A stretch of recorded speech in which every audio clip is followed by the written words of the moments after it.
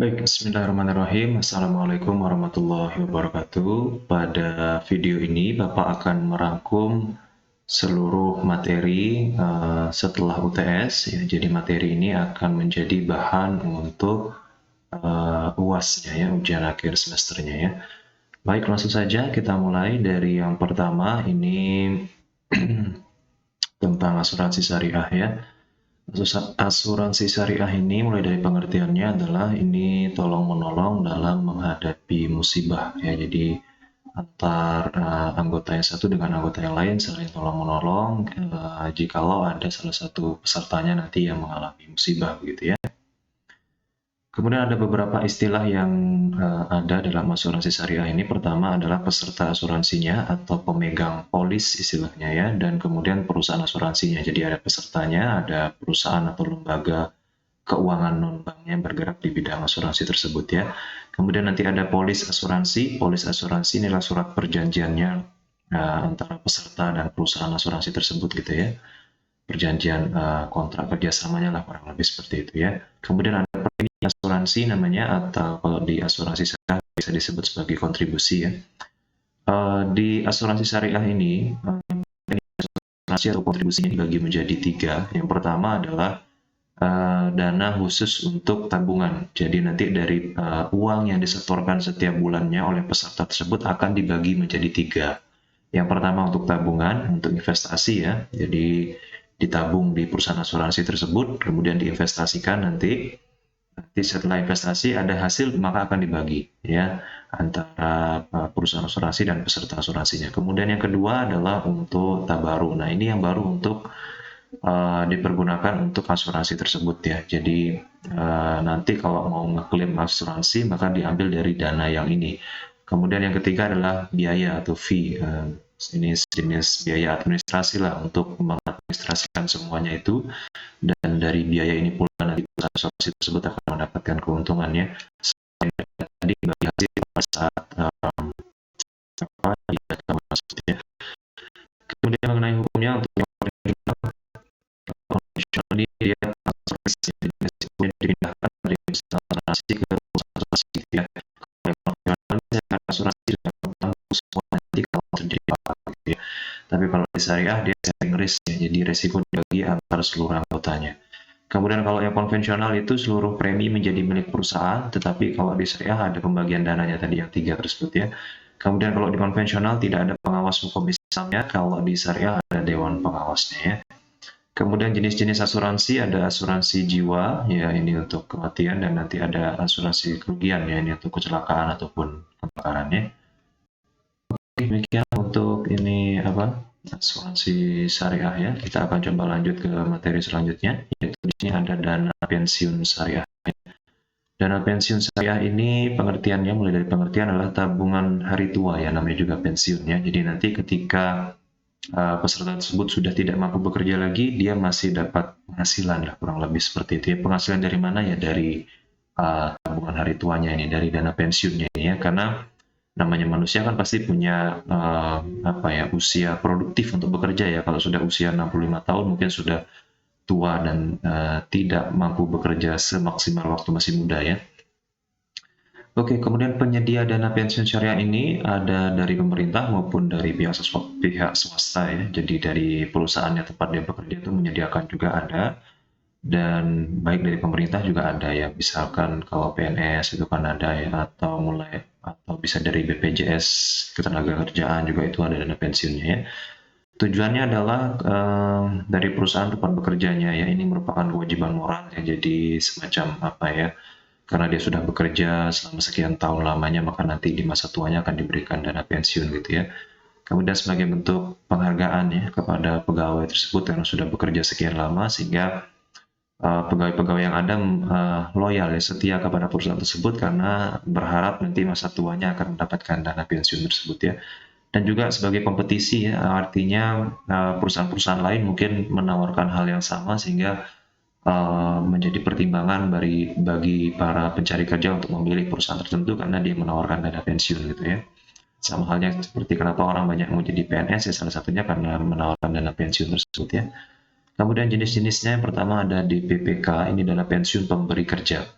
Jadi ini diberikan oleh perusahaannya secara langsung. Jadi misalkan kita bekerja di perusahaan A gitu ya, dia langsung yang memberikan dana pensiunnya.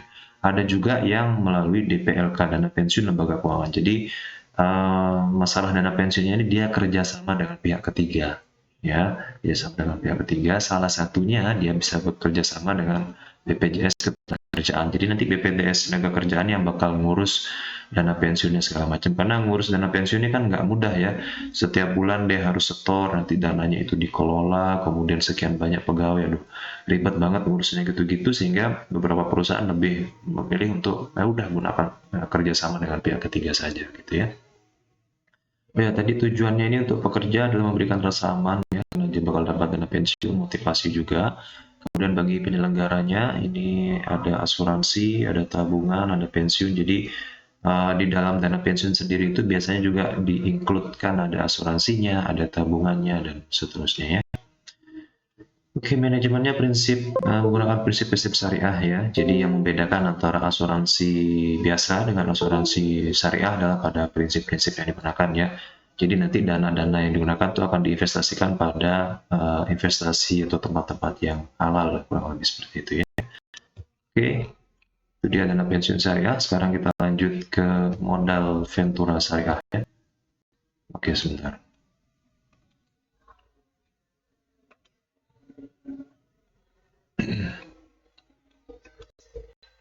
Ini dia modal ventura syariah ya.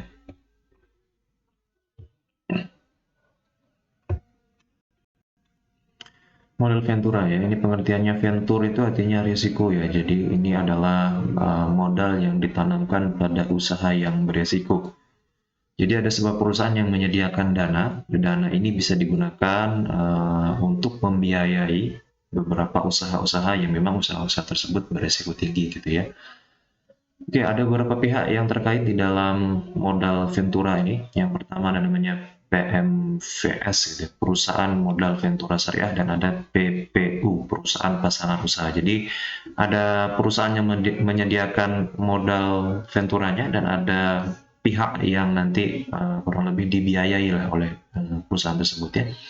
Karakteristiknya adalah yang pertama dia penyertaan modal, jadi beda halnya dengan bank ya. Kalau bank kita minjem ke bank, ya sudah kita dikasih pinjam uang oleh banknya, terserah nanti uang itu kita menggunakan pakai apa, bank pokoknya istilahnya lepas tangan lah gitu, nggak turut campur terlalu banyak terhadap usaha yang kita jalankan. Nah, kalau di modal ventura, itu perusahaan modal venturanya akan ikut campur tangan dalam bisnis kita, bahkan dia ada dalam manajemen usaha kita itu, dia ikut menempatkan salah satu karyawannya di sana nanti. Jadi yang ditanamkan tersebut bukan berupa pinjaman tapi berupa modal. Dia modal yang dalam artian usaha tersebut nanti akan dimiliki oleh perusahaan ventura tersebut dari sisi modalnya sekian persen gitu ya.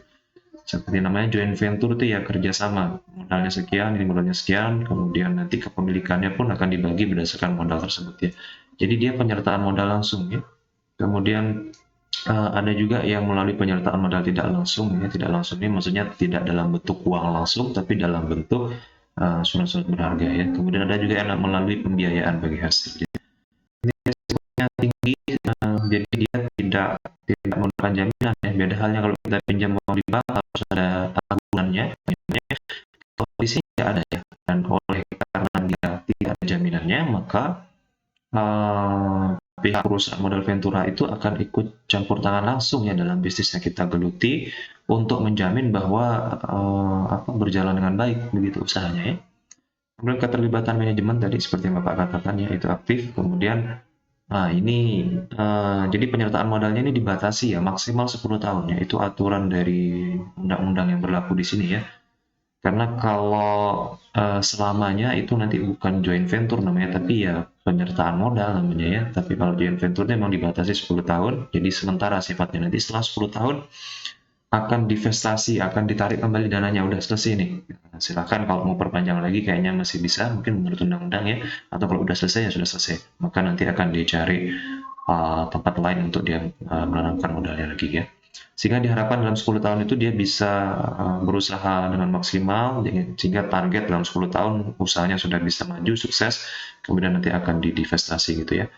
Keuntungan yang didapat adalah dari capital gain ya dan dividennya. Jadi nanti perusahaan tersebut kan kalau dia baik gitu kinerjanya, maka nilai perusahaannya akan tinggi. Nah, itu nanti dia akan mendapatkan capital gain kalau suatu saat dia akan divestasi. Kemudian dia akan dapat dividen. Jadi kalau setiap tahun nanti ada pembagian laba, dia dapat juga perusahaan modal ventura ini ya. Kemudian bedanya kalau yang modal ventura syariah ini ya ada dewan syariahnya ya, dan dia bergerak sesuai dengan prinsip syariah ya. Kemudian kegiatan usahanya yang pertama adalah dia investasi, kemudian ada juga pelayanan jasa, dia menawarkan pelayanan jasa ya, konsultasi, dan usaha-usaha lainnya ya. Kemudian jenis pembiayaannya ada berupa pemberian bantuan ya, baik bantuan yang satu tingkat, jadi dari perusahaannya langsung ke penerimanya, maupun yang dua tingkat ya, nanti dari perusahaannya kemudian ke penerimanya dan disertai dengan keterlibatan manajemen tadi ya. Kemudian ada juga dia penghimpunan dana ya. Jadi selain memberikan bantuan, dia juga bisa menghimpun dana melalui pinjaman ya. Jadi nanti perusahaan ini minjem juga di tempat lain gitu untuk dapatkan modalnya ya, atau melalui modal sendiri juga. Tetapi penghimpunan dananya ini tidak terbuka untuk masyarakat umum ya, tapi dia nyari sendiri gitu ya. Kemudian kepemilikan daripada perusahaan modal ventura ini bisa private ya, bisa dimiliki secara pribadi oleh orang, ataupun go public ya, nanti dia berupa PT, kemudian bisa berafiliasi dengan bank juga atau konglomerasi ya, dia berada dalam satu naungan manajemen yang dia banyak usahanya gitu, itu juga bisa ya. Oke, itu dia tentang perusahaan modal ventura ya. Selanjutnya adalah lembaga pembiayaan syariah ya. Lembaga pembiayaan syariah ini ada beberapa jenis. Yang pertama adalah sewa guna usaha atau leasing ya. Leasing ini yang pertama ada namanya lessor ya, atau perusahaan yang memberikan leasing itu disebut dengan lessor ya. Ini membeli barang ya, membeli barang yang kemudian nanti barang tersebut disewakan kepada konsumennya. Kayak misalkan alat-alat berat ya, alat-alat berat seperti eskavator dan lain sebagainya, itu biasanya perusahaan-perusahaan yang membutuhkan alat berat itu, katakan dia ada mungkin mau pembangunan di perusahaannya dan butuh alat tersebut, kalau harus beli kan mahal banget tuh, harganya bisa miliaran. Maka dia lebih baik menyewa. Di mana dia sewa? Di sinilah dia sewa ya, di perusahaan sewa guna usaha ini ya. Dia melakukan sewa, kemudian nanti dari sewa tersebut itu di akhir masa sewanya, katakan dia sewa selama 1 bulan, setelah dia sewa 1 bulan, nanti di akhir bulan tersebut dia akan dikasih opsi atau pilihan ya, apakah barang yang mau dikembalikan atau memang mau dibeli gitu, ditawarin. Nanti Bapak mau ini barang dikembaliin Pak, selesai sewanya, atau Bapak mau membeli barang ini Pak. Karena mungkin beberapa perusahaan merasakan kayaknya kita masih butuh deh alat ini karena pembangunannya masih lama dan segala macamnya, sehingga kemudian nanti dia bisa membeli barang tersebut. Kira-kira seperti itu ya. Ini contohnya adalah bisa alat-alat berat, kemudian termasuk gedung ya. Kalau harus beli kan mahal ya, ataupun tanah, jadi lebih baik nyewa gitu ya, sewa guna usaha ya. Banyak juga kok perusahaan-perusahaan yang terkadang apa ya, tidak membeli mobil secara langsung, tapi dia menggunakan ini sewa guna usaha. Jadi mobil-mobil operasional perusahaan tersebut disewakan gitu ya. Nanti setelah beberapa tahun sewanya selesai, ya sudah dikembalikan ke perusahaan ini ya. Nah, sewa ini tentu lebih murah ya bagi konsumen daripada dia harus beli ya. Kalau bayangkan saja kalau mau bikin perusahaan harus beli alat berat tadi ya, lebih murah untuk menyewa ya. Ini menggunakan akad ijarah namanya ya, itu akad sewa ya. Kemudian ada namanya perusahaan anjak piutang atau factoring ya. Ini beberapa perusahaan ini yang ada ini masuk ke dalam kategori lembaga pembiayaan syariah gitu ya. Kemudian anjak piutang tadi ya. Anjak piutang adalah jasa penagihan piutang ya. Jadi kalau misalkan ada sebuah perusahaan yang dia konsumennya tuh berhutang dan sulit banget ditagih gitu ya, dia bisa minta bantuan ke perusahaan anjak piutang ini untuk nagihin hutangnya gitu ya. Tolong dong, ini ada konsumen saya berhutang susah banget ditagih, tolong ditagihkan gitu ya. Ini seperti debt collector lah kurang lebih. Nanti dia akan pergi tagihkan, kemudian setelah berhasil ditagih nanti sekian persen dipotong lah gitu untuk biaya apa namanya fee lah untuk perusahaan ajak piutang ini ya. Jadi piutang-piutang dagang atas barang yang halal dan tidak lebih dari 1 tahun ya. Tentu kalau yang ajak piutang syariah ini atas barang-barang yang halal gitu ya. Nanti ada jasa fee penagihan plus biaya administrasi gitu ya. Ini menggunakan akad wakalah bil ujroh ya, jadi diwakilkan. Tolong ditagihkan saya, nanti saya kasih fee. Kurang lebih seperti itulah sederhananya ya.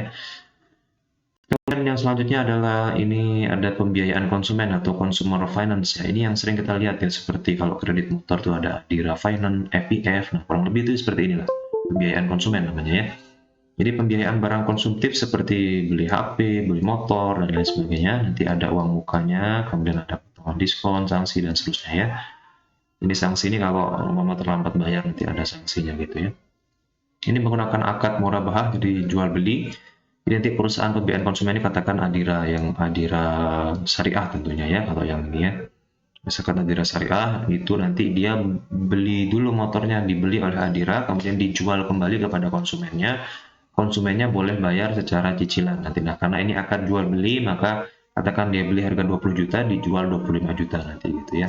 Nah, nanti di sana kan ada selisihnya, itulah keuntungan bagi perusahaan pembiayaan konsumen ini ya. Kemudian bisa juga menggunakan akad salam, nanti pesanan dengan uang muka ya, atau pre-order. Kemudian ada istisna, ini pesanan tanpa uang muka juga bisa gitu ya. Kemudian selanjutnya ada usaha kartu plastik namanya. Ini usaha kartu plastik ini untuk pembuatan kartu ATM itu ya. Ini membantu pelaksanaan lembaga keuangan dengan mencetak kartu ATM. Jadi ada sebuah perusahaan lembaga keuangan tapi non bank, dia itu usahanya adalah mencetak kartu ATM tersebut ya. Itu ada ya perusahaan khusus seperti itu ya. Ini biaya cetak kartunya, biaya transfer antar bank, biaya tarik tunai dan lain sebagainya, ini akan dibebankan atas pencetakan kartu ATM tadi tersebut ya. Oke, selanjutnya adalah pegadaian syariah ya. Ini menyelesaikan masalah tanpa masalah ya. Baik, mulai kita dari pengertiannya ada ya, pegadaian ini adalah pinjam uang dengan jaminan barang ya. Jadi ya kita pinjam uang, ada jaminan barangnya. Barangnya apa ya? Bisa berupa emas, kemudian logam mulia, perhiasan dan lain sebagainya ya, banyak ya. Nah, apa sih yang membedakan antara pinjam uang di bank dengan pinjam uang di pegadaian gitu ya? Adalah dari skalanya sebenarnya ya. Kalau kita pinjam uang di bank ya sama-sama juga ada barang jaminannya, ada agunannya, cuman kalau di bank biasanya pinjamannya besar. Ya, mulai dari katakan 50 juta sampai 100 juta dan seterusnya. Nah, kalau di pegadaian ini ya level-level kecil lah, mungkin pinjaman 1 juta dan seterusnya gitu ya. Jadi skalanya yang membedakannya. Kemudian kemudahannya juga ya, kalau di pegadaian ini kan datang bawa KTP, bawa barang jaminannya, sudah langsung bisa dapat uang gitu ya. Dan dia memang khusus diperuntukkan untuk kalangan masyarakat menengah ke bawah ya. Oleh sebab itu pegadaian-pegadaian itu banyak ada di pasar-pasar kayak gitu ya, itu banyak ya, karena memang diperuntukkan untuk kalangan menengah ke bawah ya. Ini dia menggunakan akad terakhir namanya akad gadai. Gadai itu ya tadi itu ya, pinjam uang dengan jaminan barang. Jadi kalau nanti dia nggak bisa kembaliin uang ya, maka barang jaminannya itu menjadi milik daripada si tempat dia gadai tadi gitu ya. Kemudian selain menggunakan akad rahan atau gadai, juga ada menggunakan sewa ya, atau administrasi ya. Jadi nanti kalau kita gadai barang di pegadaian, itu nanti ada biaya administrasinya juga ya. Biaya administrasi lah yang menjadi keuntungan bagi pihak pegadaiannya nanti ya. Ada beberapa keunggulan kalau kita pinjam dana di pegadaian. Yang pertama adalah tidak perlu buka rekening bank ya, karena ya memang dia bukan bank ya, jadi biasanya cukup KTP saja ya. Kemudian tersedia banyak outletnya ya, ini hampir di setiap tempat ya, di pasar-pasar pasti ada buka pegadaian di sana ya. Kemudian prosedurnya mudah, kalau pinjam tuh paling hanya 5 menit sudah langsung cair gitu ya. Beda kalau di bank ya, itu waduh lama banget ya, ada proses survei dan lain sebagainya. Dan ini relatif murah biayanya ya. Kemudian kegiatan usaha pegadaian syariah ini mulai dari tadi barang jaminannya ya, bisa berupa emas, bisa berupa elektronik, HP misalkan, atau BPKB kendaraan juga bisa, mesin juga bisa ya. Beberapa kegiatan usahanya pertama adalah rahan atau gadai itu sendiri ya, ini untuk konsumtif, ini jangka waktu maksimalnya 4 bulan, nanti bisa diperpanjang juga ya. Dibayar sebagian, nanti otomatis dia terpanjangkan jangka waktunya gitu ya. Kemudian ada arum, namanya arum ini untuk yang produktif, untuk bisnis biasanya ya, jangka waktunya 3 tahun. Ini biasanya untuk usaha yang sudah berjalan minimal 1 tahun ya. Kemudian ada produk amanah, namanya ini khusus untuk PNS ya, atau pegawai swasta yang menggunakan sistem potong gaji langsung dari perusahaannya ya. Kemudian ada mulia, namanya ini jual beli emas batangan. Jadi emas batangan kita bisa beli dan kita bisa jual di pegadaian ya. Kemudian ada tabungan emas, namanya ini buka rekening tabungan tapi kita bisa nabung di Pegadaian, tapi dalam bentuk emas. Jadi tabungan kita nanti saldonya itu dalam bentuk gram emas, berapa gram emas kah, 0,1 gram emas kah, dan seterusnya. Kalau kita setor uang 1 juta, nanti 1 juta itu akan dikonversi menjadi gram emas, katakan 1, sekian gram emas itu. Maka saldo di buku tabungannya itu dalam bentuk gram emas. Itu tabungan emas di Pegadaiannya. Nabung uang dikonversi jadi gram emas. Ambil uangnya nanti menggunakan harga emas pada saat itu ya. Jadi untungnya adalah kalau kita buka tabungan emas ini, ketika kita beli harga emas murah, katakan nanti ketika kita mau ngambil ya menggunakan harga emas pada saat itu. Kalau pada saat itu harga emasnya lagi naik, ya kita akan dapat keuntungan gitu ya. Kemudian ada konsinyasi emas, ini titip jual emas batangannya, kita bisa nitip untuk dijualkan mungkin ya. Karena seperti tadi itu ya, Pegadaian kan dia menerima jual dan beli emas batangannya. Kemudian ada aneka jasa lain-lainnya ya, seperti ada kucica namanya, kirim uang ke luar negeri, kemudian ada multi pembayaran online kayak bayar listrik, air, telepon, ada mitra Pegadaian online, ada penyewaan gedung, jasa sertifikasi batu mulia, jasa taksiran emas berlian, jasa titipan barang berharga, dan lain-lainnya.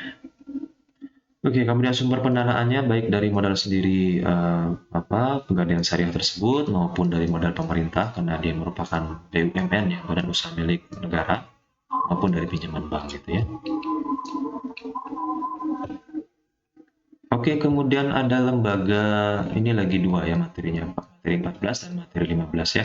Ini lembaga zakat, infak, dan sedekah ya. Pengertiannya zakat sendiri ini merupakan rukun Islam ya, ini wajib ya. Setelah syahadat, sholat, puasa, zakat ya, nanti terakhir naik haji ya. Yang pertama ada zakat fitrah ya, ini berupa makanan pokok seperti beras 2,5 kg ini setiap bulan Ramadan namanya. Kemudian ada zakat mal, ini zakat harta baik berupa emas maupun uang yang sudah nyampe nisabnya atau sejumlah 85 gram emas atau sekitar 70 jutaan lah, tergantung harga emas pada saat itu ya. Dan sudah nyampe haulnya, sudah disimpan selama kurang lebih 1 tahun, hartanya dia yang sejumlah minimal 85 gram emas tadi, dan akan dizakatkan 2,5% setiap setahun sekali tersebut ya. Kemudian ada infak, kalau infak ini tidak wajib ya, tapi sunnah, ini berupa harta. Kemudian sedekah, ini juga sunnah, ini lebih umum sih kalau sedekah. Kalau infak dari berupa harta, kalau sedekah ini berupa banyak hal ya, misalkan senyuman itu termasuk sedekah ya. Kemudian elemen-elemen yang pertama ada muzaki namanya, ini orang yang berzakat. Kemudian ada amil atau panitia zakatnya ya. Yang pertama ada Basnas, Badan Amil Zakat Nasional ya. Ini lembaga amil zakat yang paling tinggi ya. Dia ada di provinsi dan kabupaten kota. Kemudian di bawahnya nanti ada lembaga amil zakat, kalau ini levelnya lebih bawah, dan ini ada juga yang swasta ya, lembaga amil zakat ini seperti Lasdasi gitu ya. Itu dia bisa menerima zakat dan juga menyalurkan kembali, tetapi nanti tetap harus laporan ke Basnas juga ya. Kemudian mustahik namanya, ya ini orang yang berhak menerima zakat ya. Ada fakir, orang yang tidak punya penghasilan, ada miskin, dia punya penghasilan tapi tidak mencukupi. Amil, panitia, jadi panitia juga berhak mengambil sejumlah uang dari zakat tersebut ya, karena dia termasuk mustahik ya. Kemudian ada mu'alaf, orang yang memerdekakan budak, orang yang berutang, berjalan di jalan Allah ya, ini termasuk ada program-program beasiswa juga ya, karena dianggap dia berjalan di jalan Allah, menempuh pendidikan gitu, itu bisa juga disalurkan ya. Jadi ada beasiswa dari Basnas, kita pernah dengar kan. Kemudian orang dalam perjalanannya. Kemudian manajemennya mulai dari pengumpulannya. Jadi kalau kita sudah bayar zakat ya, itu bisa kita laporkan ke kantor pajak untuk mengurangi pajak yang harus kita bayarkan. Biasanya beberapa orang yang wajib pajak ya, jumlah kekayaan sudah nyampe sekian, itu wajib membayar pajak. Dengan dia membayar zakat nanti sudah bisa mengurangi, jadi bahkan bisa menggantikan kalau memang nilainya cukup besar itu ya. Jadi sudah bayar zakat nggak perlu bayar pajak, kurang lebih seperti itulah ya. Kemudian pendistribusiannya nanti zakat tersebut didistribusikan baik untuk yang hal konsumtif ya, maupun yang untuk hal produktif. Kalau hal produktif istilahnya adalah pendaya gunaan. Ya, jadi kalau didistribusikan langsung itu memang untuk konsumtif seperti bahan-bahan makanan pokok. Kalau pendaya gunaan maka itu untuk hal yang produktif seperti usaha dan lain sebagainya. Kemudian ada pelaporannya nanti dan ada pembiayaannya baik dari APBN maupun dari dana amil ya, orang-orang yang berzakat ke sana ya. Manfaatnya apa sih, manfaatnya lembaga zakat ini ya? Kenapa? Kan bisa saja kita zakat langsung kepada orang gitu ya. Ada beberapa manfaatnya, diantaranya yang pertama adalah adanya kepastian ya, karena ini lembaga resmi ya, eh, pasti sudah tersalurkan gitu ya, dan tepat sasaran ya, tepat sasaran.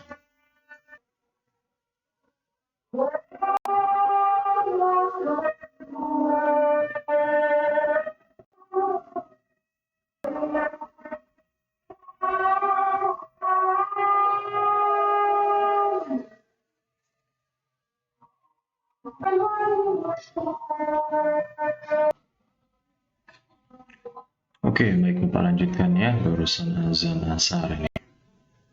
Itu dia tadi ya. Jadi salah satu manfaat kalau kita berzakat melalui lembaga yang resmi adalah tadi itu ya, lebih tepat sasarannya. Kenapa? Karena kita menyerahkan uang kita kepada sebuah lembaga yang memang dia tugasnya nyari mustahik tadi ya, dia memang didirikan untuk mencari orang-orang yang memang target benar-benar berhak menerima zakat tersebut dan seterusnya, nanti dia akan survei dan seterusnya. Jadi lebih tepat sasaran lah daripada kalau kita harus berzakat sendiri begitu ya. Kemudian untuk yang kedua adalah bisa menjaga perasaan mustahik ya, karena ini melalui lembaga resmi nanti itu lebih daripada kalau kita ngasih langsung mungkin ada perasaan ketersinggungan dan lain sebagainya begitu ya. Tapi kalau melalui lembaga ambil zakat mungkin lebih bisa menjaga perasaan tersebut ya, lebih tepat sasaran dan bisa siar Islamnya. Siar Islamnya dalam artian bahwa nanti setelah dana zakatnya terkumpul kemudian disalurkan, itu kan bisa sekaligus mensiarkan Islam ya. Bapak sendiri pun menggunakan berzakat baik secara langsung maupun melalui lembaga ambil zakat ini ya. Karena masing-masing mempunyai kelebihan dan kekurangannya. Kalau kita berzakat secara langsung itu memang lebih bisa menjangkau orang-orang yang terdekat dengan kita, tetangga kita atau keluarga kita dan lain sebagainya yang memang membutuhkan, itu kita bisa langsung memberikan zakat kita secara langsung pada dia ya, baik zakat, infak ataupun sedekah gitu ya. Kemudian untuk katakan hal-hal yang sifatnya lebih umum atau lebih besar seperti untuk pembangunan jalan kah atau membantu korban bencana ya, kita bisa salurkan melalui lembaga ambil zakat tersebut gitu ya. Jadi keduanya bisa dijalankan secara bersamaan, baik zakat secara langsung maupun melalui lembaga ini ya. Oke, baik, selanjutnya materi yang terakhir ya, materi tentang lembaga wakaf dan mikro syariah ya. Kita bahas mulai lembaga wakaf terlebih dahulu ya. Ini wakaf ini adalah menyerahkan harta untuk kepentingan umum ya. Ya seperti ada tanah kemudian diserahkan untuk nanti tanah ini dibangun masjid gitu ya, atau untuk kuburan misalkan itu ya. Itu kurang lebih wakaf seperti itu ya. Menyerahkan harta yang kita miliki untuk kepentingan umum gitu ya. Dan wakaf ini juga sudah ada undang-undangnya, jadi sudah ada payung hukumnya ya, Undang-Undang Nomor 41 Tahun 2004 tentang wakaf ya. Rukun dan syaratnya, rukunnya ada pemberinya ya, pemberi wakafnya. Ini syarat-syarat bagi pemberi wakaf adalah ya jelas dia harus sudah dewasa, sudah balik, berakal dan lain sebagainya ya. Kemudian benda yang dizakatkan, benda yang diwakafkan itu harus dimiliki secara penuh oleh si pemberi tadi ya.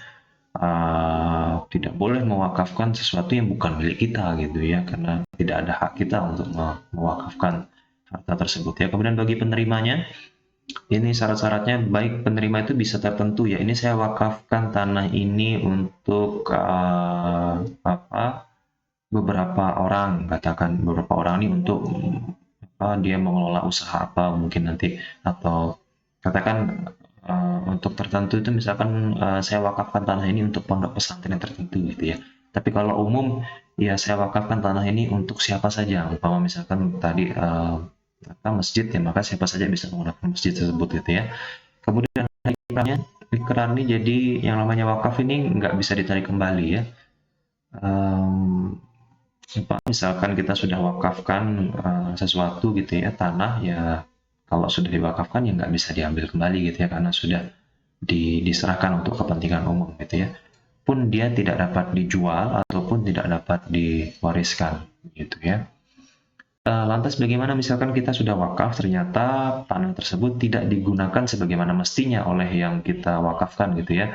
Kita suruh dia bangun masjid, ternyata kok nggak dibangun-bangun, terbengkalai lah gitu tanah wakafnya ya. Maka kita bisa mengganti pengelolanya. Jadi yang mengelola tanah wakaf tersebut kita bisa ganti agar dia bisa lebih bermanfaat lah, terus gitu ya. Ya, kita tidak dapat kita tarik kembali, tapi kita dapat ganti pengelolanya tadi itu ya. Kemudian harta yang dapat diwakafkan yang pertama atau yang paling sering adalah memang benda tak bergerak ya, seperti tanah, bangunan, kebun gitu ya, itu yang paling sering ya. Yang juga ternyata bisa diwakafkan adalah benda yang bergerak ya, seperti uang, logam mulia, surat berharga, kendaraan, hak cipta dan lain sebagainya. Tapi ini cenderung lebih jarang ya dibandingkan dengan yang benda tak bergerak tadi, seperti tanah itu yang paling sering diwakafkan ya. Pemanfaatannya macam-macam, bisa untuk kepentingan agama, pembangunan masjid, pondok pesantren, pendidikan ya tadi, pembangunan sekolah atau kesehatan, pembangunan puskesmas kah, atau ekonomi untuk pembangunan pasar dan lain sebagainya ya. Dan karena tadi sudah ada undang-undang resminya ya tentang wakaf, ini pun ada Badan Wakaf Indonesia ya, sudah ada lembaga resminya. Ini dia lembaga independen yang tugasnya itu melakukan pembinaan, pengelolaan, kemudian terkait dengan izin, membantu untuk pengurusan wakaf tersebut agar lebih tepat sasaran dan lain sebagainya. Kemudian selanjutnya ada lembaga mikro syariah ya. Yang pertama namanya KJKS atau Koperasi Jasa Keuangan Syariah ya.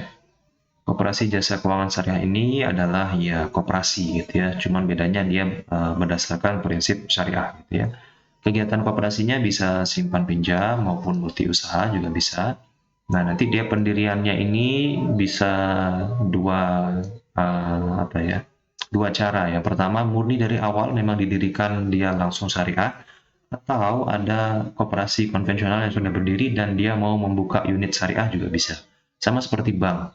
Bank dari awal dia syariah bisa ya, berdiri dari awal seperti bank muamalat, atau dia buka unit syariah seperti bank BNI Syariah, itu kan awalnya BNI kemudian dibuka unit BNI Syariah begitu ya.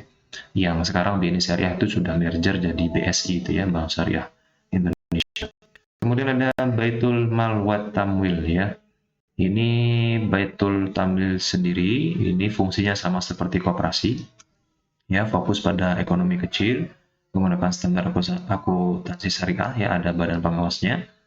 Ini ada lembaga keuangannya melakukan simpan pinjam anggota, dan ada lembaga ekonominya melalui pengembangan bisnis gitu ya. Kemudian ada Baitul Mal. Baitul Mal ini fungsinya sama seperti lembaga zakat. Ini ada pengajian rutinnya dan lokasinya ini biasanya ada di masjid atau pesantren ya. Nah, BMT ini ya, atau apa namanya? Nama lainnya tuh Balai Usaha Mandiri Terpadu ya bahasa Indonesianya ya. Itu dia bedanya dengan koperasi ataupun lembaga zakat adalah kalau BMT ini biasanya digabung ya, antara Baitul Tamil dan Baitul Mali jadi satu, dan kemudian biasanya lokasinya di masjid atau di pesantren gitu, dan dia levelnya mikro ya, kecil gitu ya. Sehingga itu yang membedakan dia. Kemudian ada pengajian rutin dan lain sebagainya. Jadi itu yang membedakan dia dengan koperasi secara umum gitu ya. Kalau koperasi secara umum ya dia berdiri sendiri, kemudian biasanya lokasinya tidak di masjid ataupun pesantren, yang lebih umum lah lokasinya ya. Baik, begitupun dengan lembaga zakat ya. Lembaga zakat kan lokasinya bisa umum, tapi kalau yang BMT ini memang khusus lokasinya ada di masjid atau pesantren, biasanya seperti itu ya. Oke, itu dia seluruh rangkuman materi yang akan diujikan dalam ujian akhir semester nanti. Silahkan bisa dipelajari. Demikian, terima kasih. Assalamualaikum warahmatullahi wabarakatuh.